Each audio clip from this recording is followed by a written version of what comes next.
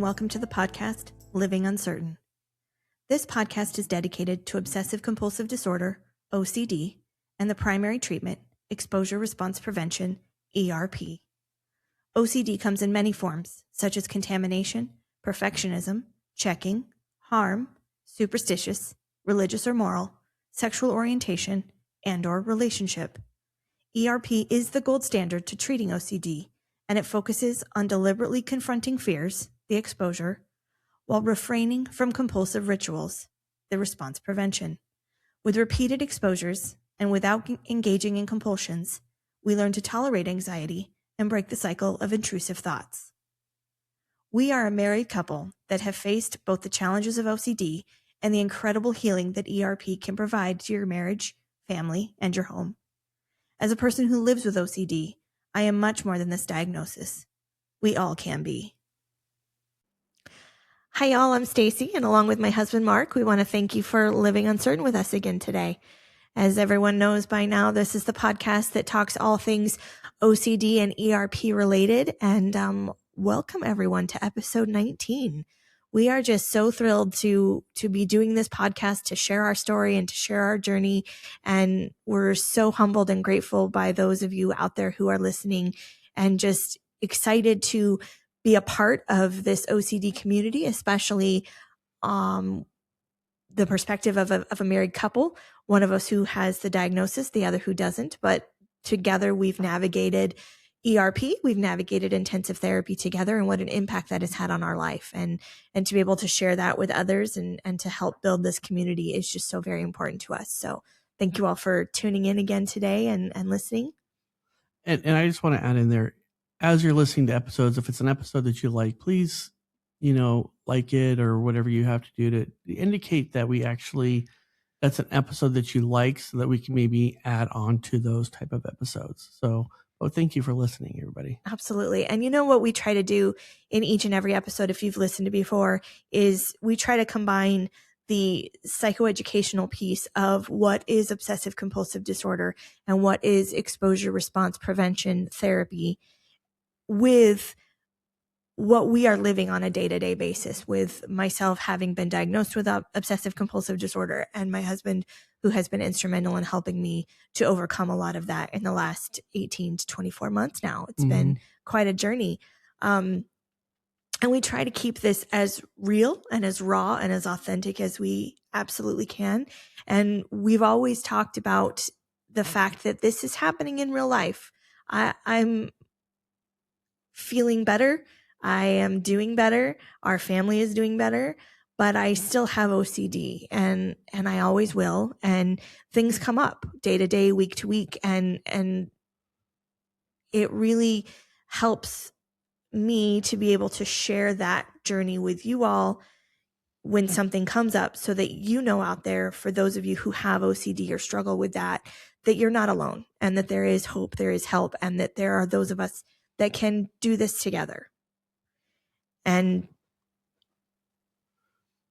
well, in today's episode, just before we actually sat down to actually record, I was doing projects around the house, and Stacee was scrolling through social media, which is awful. Which is so fun sometimes, but sometimes not a great idea. Especially if you have OCD. And, as many of you have heard in the past, that we used to own a clinic, and Stacee's OCD was a big part of the reason why we had to step away from the clinic and close the doors. Yeah. But with having a company comes employees. And, Stacee just before we got on, she was about ready to go into tears because of seeing what other people are still continuously being able to do, which was move on with her life like nothing ever happened with them. Which, as we know with social media, that's a highlight reel, and that's not necessarily the truth. And I don't know anything about what has happened to any of my former employees or any of what their lives must look like at this point. And so I am not trying to pass any judgment there. It's just, I know from my own perspective what Mark and I have gone through now, personally with our journey after having stepped away and closed the business. And it's been difficult and it's been challenging, and it's still ongoing, to be perfectly blunt with you. And I'm having to fight my previous OCD tendencies too, so that I don't slip backwards into old patterns. And the original concept for today's episode was going to be, I was going to really discuss ruminations and mental compulsions, because I have a lot of that. It's actually one of the reasons why I was able to keep my OCD hidden for so long, because as a teen, it started to come out as it was just very much mental compulsions. And then it started developing into this feeling of just right, and this need to constantly seek reassurance and check in, and all of these other pieces and parcels that have come along with what I now know is the diagnosis of OCD. Anyone who owns a business, kudos to you. It is not for the faint of heart. And there are so many challenges of being a business owner, and of course, managing employees at the top of that list. And I found it incredibly challenging with my need for ruminations and mental compulsions, and actually kind of goes hand in hand today with the discussion about that, to talk about how that affected me as a business owner. And the past 2 episodes, we've talked about how OCD is a thief and a liar. And this is where I really see it being that thief. Yeah. It stole your ability to be able to run the company successfully. Yeah. And for us to be able to do it as a partnership. Right. Absolutely. And so I think it's an interesting time to talk about what mental compulsions look like and what ruminations look like, and how significant they can be, and how they can really have a huge negative impact on your life, and how it is one of those pieces of OCD that doesn't necessarily always fit the classic presentation of having to, contamination OCD kind of situation, which you can see it, you know it. But when you have mental compulsions, you can often hide it. And that's a lot of what I had done for so many years. And that is definitely what I did for 3 years while I was trying to manage employees and move a business forward. And navigate through challenges and and so I think the best place to start is, I've been very open about this before, which is that I have just right tendencies, and if I don't leave an interaction with someone feeling just right, I have to go back to that person and check in with them, and maybe say something or develop a conversation with them that has nothing to do with the previous conversation, just so I can kind of make sure I leave it just right. Like, their tone is right, my tone is right. We're leaving it on a good path, a good way. And then I can finally relax. If I don't feel like I've left a conversation in a just right place, I tend to go into my mental compulsion mode, which I've been doing it for so long. It comes so naturally. It just happens. And I would spend hours in my office. Now, reflecting on this, it's very hard to say it out loud, but it is what happened.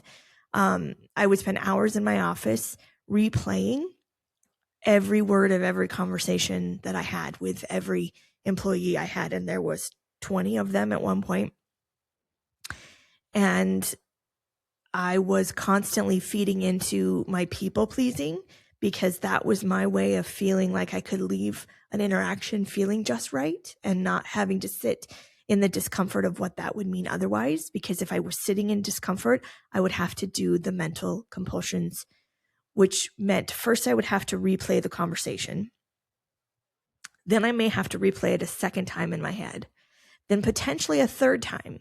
And then I would go through a ritual of telling myself, sometimes out loud, which is also not this is where it gets real and raw in every sense of the words, because it's not my finest hour for sure. I would have to sometimes say it out loud, a very ritualized, I'm okay. It's okay. It'll be fine. She's not upset. She's going to be okay. And if she's upset, then maybe that's okay. And I would try to justify it and talk myself out of it. You wouldn't go through potentially that, oh, she's okay, that type of thing. Now you do. I think because of your ERP. Although I would try to, but that was part of the mental compulsions is I would try to convince myself that she was okay and I was okay. And what am I doing? But I could never get there. I would say it again. No, she's okay. She's okay. She's okay. Like it's constant. It's a loop and it doesn't let go. I mean, and you just did it the other day. Well, that's part of why. Yeah, I did. I was telling Mark this story of the other day where I was down by the pool with our daughter Avery, and it was another gal down by the pool, and very hot day, and Avery and I are having a little conversation. I'm not in my swimsuit. I'm just kind of standing in the pool with her, and the gal, when we get out to go lay out, she says to me in a very fun, cute way, she says, "Man, it's so hot out there. I was thinking you were going into that pool, clothes and all." And she and I had a little exchange, very lovely, nice exchange. And I walked to my pool seat to lay down, and out of nowhere, and I didn't even think about it, I had already, within the first 3 minutes of laying down, had replayed that conversation in my head no more than 3 times. And I caught myself at the tail end of the 3rd time when I'm hearing her voice in my head again. This woman I don't even know, won't ever really see her again. And I'm hearing her voice in my head as she's saying the exact thing she just said to me 10 seconds prior. And I thought to myself, whoa, I'm doing it. I'm ruminating. I'm having these mental compulsions because I felt myself checking to make sure that all of that conversation had gone okay. Mm-hmm. Because if it hadn't, I was going to have to go back over there and say something else to her, which would have been awkward, super awkward. Who the hell wants to do that?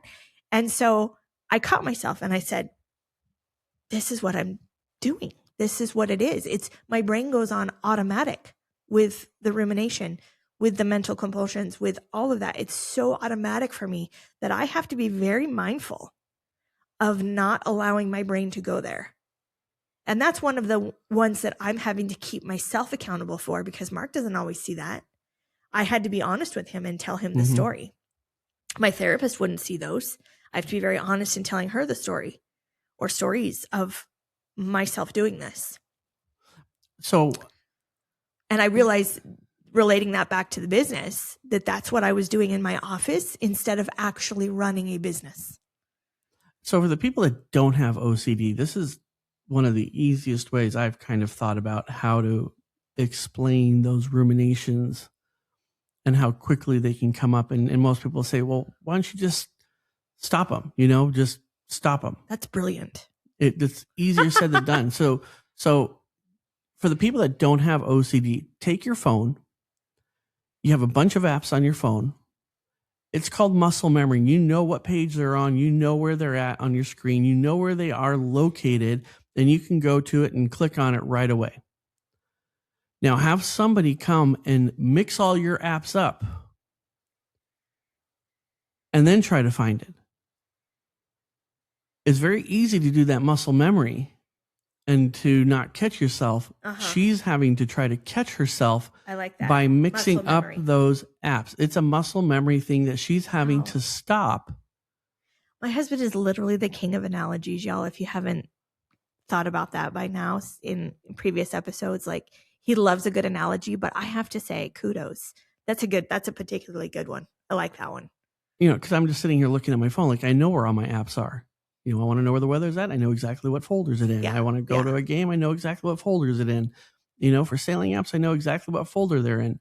But if you move them, I actually have to think about it then. Right. And work hard to try to find it. And that's what it is, to try to minimize the mental compulsions and the ruminations because they come so fast. It was I didn't even consciously tell myself, let me replay that conversation with the woman down by the pool. I didn't even do that.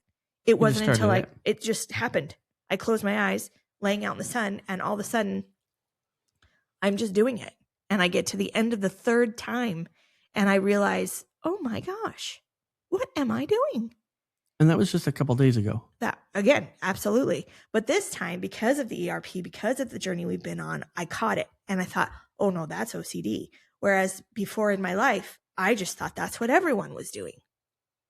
I knew somehow on some level, no, this is weird. But I didn't know any different. I'd been doing it for so long. It was just like muscle memory. That's a great way to describe it. And I know the struggle for those of you out there who also have OCD and also have mental compulsions that are hidden away that people don't see. And that's one of the hardest things. Those are sneaky ones. Oh, they're the sneakiest. And those are the ones you have to be accountable for yourself, because no one else is going to do that unless you're willing to be accountable for it and to tell someone else that that's happened too. And you don't have to necessarily do that either, just being accountable to yourself. But there is a way, to Mark's analogy, there is a way to mix it up so that you are retraining your brain not to go into that place. And that's one of the things that I've been doing, and it's working. And I don't do mental compulsions or ruminations near as much as I used to. But there is, every so often, I will catch myself. Yep. And again, having walked away from the business, having lost the business, closing the doors the way that we did, and then when you are on social media and you see others or even people that you used to know, I will say I had a career for 25 years. I have a master's degree in that career. I owned a business that was very dear to that career. And I feel like I lost everything. You lost your identity. I lost everything. My whole career that I had loved for 25 years. I don't feel like I can do it anymore. And part of it is I don't feel like I'm allowed to. And if that's something that's weird to say out loud too, but well, I think because of you having to walk away from the business and how you had to walk away. Yeah. That you probably feel like, the employees weren't happy. They were mad. Yeah. Angry. Yeah. That about what happened and how it happened. And the reason why I say that is because you feel like your name is tarnished. Yeah. I absolutely feel like my name is tarnished out there. I absolutely feel like I'm not allowed to go back to the therapy side of what I was so trained to do, excited to do, love to do. I don't feel like I can. I don't feel like I can even go back. They were upset. Our employees, they were angry. I'm definitely not their favorite person in the world anymore. I'm sure there were some clients that were also and upset that's just because of the business that we were in. It's very difficult to find services. Yep. And from their perspective, I can understand that they would feel that way. And their side of that is what it is, and they have their perspective. Certainly Mark and I have a very different perspective on the way that things ended and the reasons why I had to walk away and how that all kind of went down. And I finally have decided that my voice and my, how do I say this? My version of the way things went down is also valid and also worth something. And that's not to take away their version of it by any means, but I certainly have my own version, which means that as a business owner who has to walk away and loses a business and then discovers what I did to make things even more challenging than business ownership even already is because of my OCD. It's hard. And yeah, I feel like I've been struggling since we walked away to rediscover my identity. I've been trying to get excited about some other avenues of life and a new chapter. And while I am incredibly grateful for that, and I'm so excited, it's still challenging to feel like you've lost your identity of something that has been a big part of your life for so long. And a lot of that's because OCD stole that. Yeah. Yeah. That's the thief part of it. It stole Definitely. that of you. I think if you didn't buy the business and you continued to stay there, you would have continued to operate in the same fashion that you always had, which was work out of your room, not be a part of the yes, the therapist's office. And I would have still been caught up in mental compulsions and ruminations because I was doing that when I was an employee for so many years too. It just got really significant once I became the owner and it the was boss, amplified because I couldn't times 10. Yeah, definitely was. I would have still lived in the world of checking in, be reassured by Mark, by other people in my life. I would have still been You every Sunday, every aspect that I live now, that I've talked about on this podcast, that Mark has shared on this podcast, everything that we have made for the better in our life would still be happening if I had remained an employee and just continued to do what I was still doing.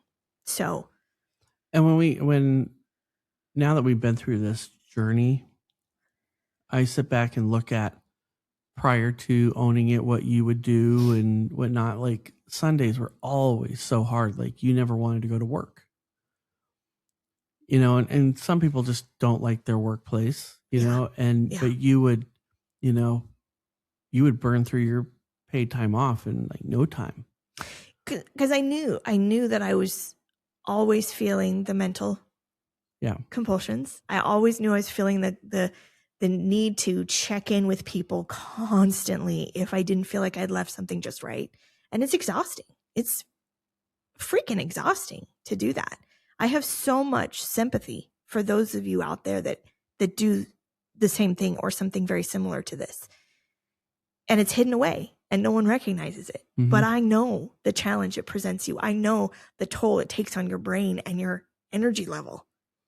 It's exhausting, and you loop and you don't feel like you can move forward, which is why we couldn't move our business forward.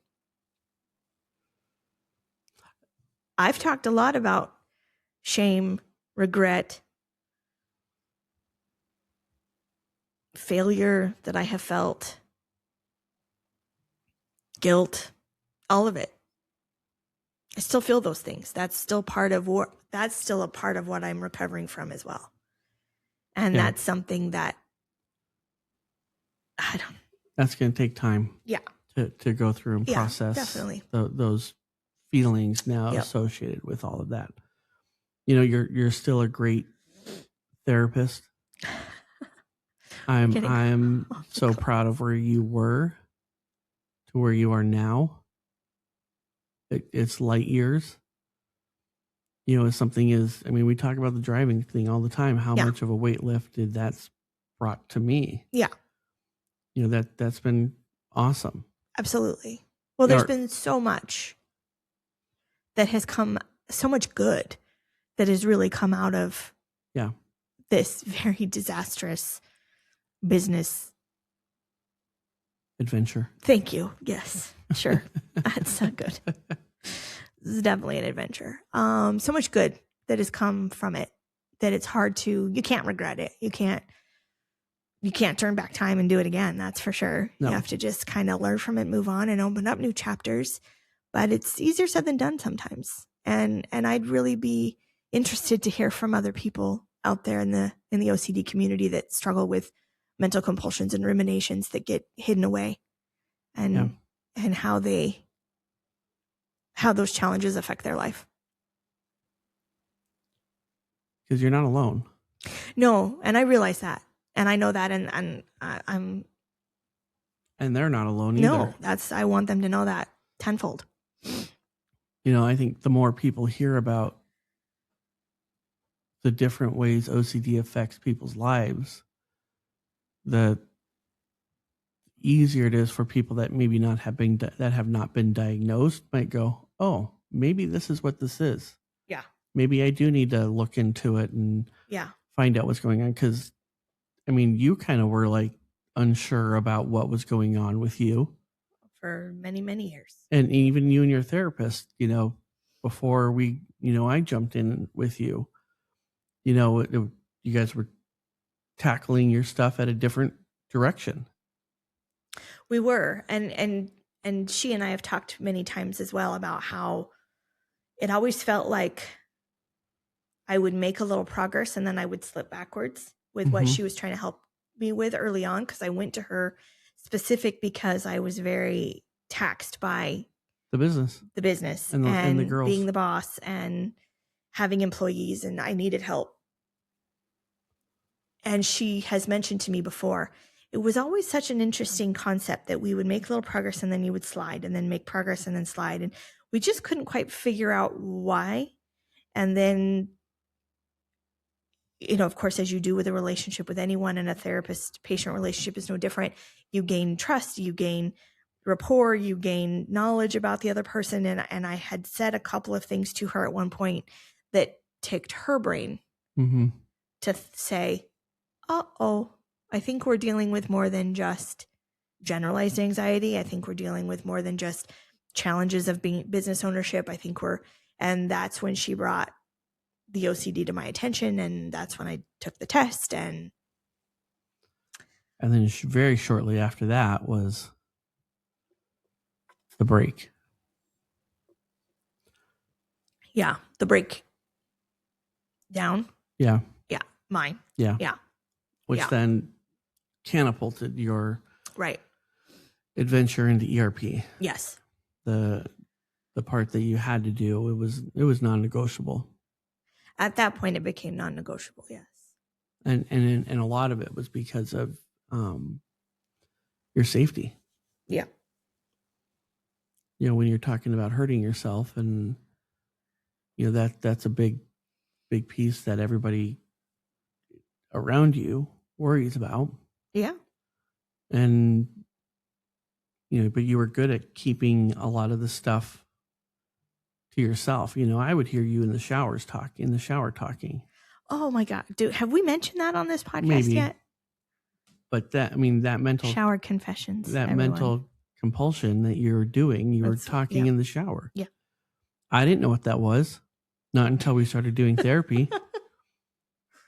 Not just like, oh, my wife is really weird. She talks to herself in the shower. But I've heard you do that before, not really knowing what it was. Right. Not even in the shower. You would be cleaning or doing something, and you would be talking to yourself, and it's like, what's going on there? Yeah, it was always a rumination, always replaying conversations, always mentally having mental compulsions where I would have to talk myself down from being so anxious, not allowing myself to live in that discomfort. And you'll hear us say some of these phrases and words and things over and over in this podcast. And that's because these are the things that are so important to remember on your journey to healing, which is you have to allow yourself to sit in the discomfort.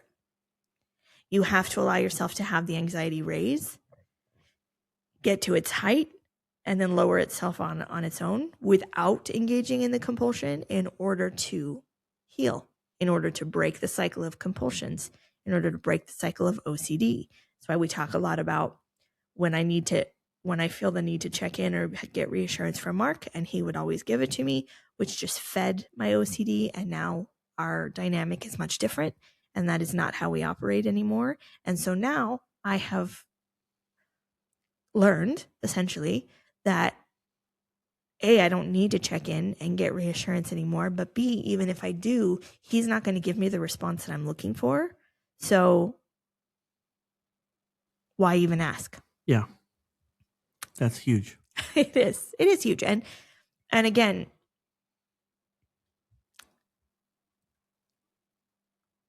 I didn't allow, Mark and I went into this business as partners,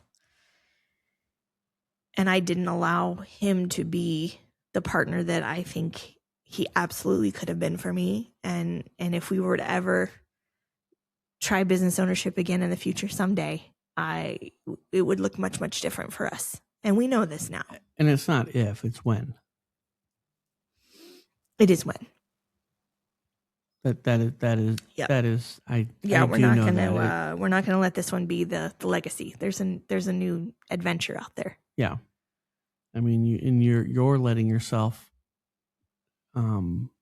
explore other avenues as well. Yeah, which is exciting. Yeah, like you're writing. I mean, that's an avenue you couldn't even. It's been an avenue I've been thinking about for a long time, and I'm excited to be exploring that one for sure. But your OCD wouldn't allow you to go there. No. Because of what you think other people would be thinking about you, though. That is true. Yes. So you never even wanted to put anything out there. Yeah. Yeah. And I think about things differently now. And that's another part that ERP has given me back, which is my voice, my version, me. That my thoughts, my ideas, my opinions, they matter just as much as everyone else's does. Yeah. It's a big episode for you. Yeah. To kind of go through, it's more down memory lane and then seeing what other people are doing post business. Mm-hmm. That, social media makes everybody look happy and healthy and wonderful and great and rainbows and sunshine and unicorns and Skittles. But that might not be the case. No, definitely might not be the case. And that's why I'm at least old enough and adult enough to recognize the highlight reel that social media is. It's just the idea that it's hard when I feel like everything I had been or who I was for those decades of my life is now just crushed and gone, and everyone else just kind of got to move on and still do what they were meant to do and live their best life and I'm over here still trying to recoup emotionally, mentally. But you're healing though. Yes. And I am, and I feel so much better. But there are just certain days, certain moments that get to me. Yeah. And literally today was one of them. But it's a good segue because I was intending to talk about mental compulsions and ruminations, and honestly, it's hard to talk about those without talking about how it affected me as a business owner. So it kind of went hand in hand today. Yep. Do you have anything else you want to share? I don't think so. We have lots more episodes for anything else. I mean, we have a trip coming up. Yes. And that's going to tax your ERP on the road, everybody. That's going to tax your OCD. Uh-huh. I mean, I'm even sitting here thinking about our trip, like, what's the next shoe that's going to drop? I know, and I hate that for you too. I don't want you to because I want to be able to enjoy it. Our daughter wants to be able to enjoy it, and you want to be able to enjoy it. And, but the great part is you've been through ERP and you can recognize. Yes.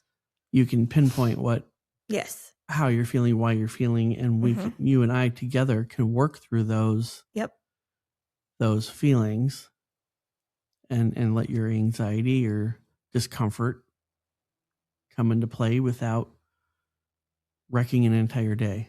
Yeah, absolutely. It might be 5, 10, 15, 20 minutes, but at least we can work through it. Yep. And then go on the other side of it. And I look forward to that. Absolutely. And that's because you've been through the ERP side of the world. Yes. And as always, y'all, we want to hear from you. Yeah. Anytime, please message us.